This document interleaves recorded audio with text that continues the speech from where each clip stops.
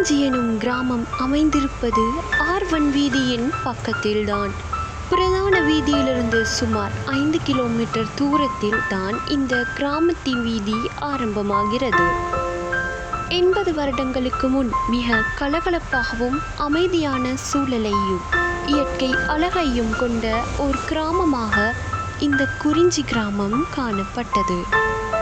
குறிஞ்சி எனும் கிராமத்தின் இந்த குறிப்பை படித்த வினோதிற்கு இந்த குறிஞ்சி கிராமத்தை பற்றி ஆய்வு செய்ய வேண்டும் போல் இருந்தது.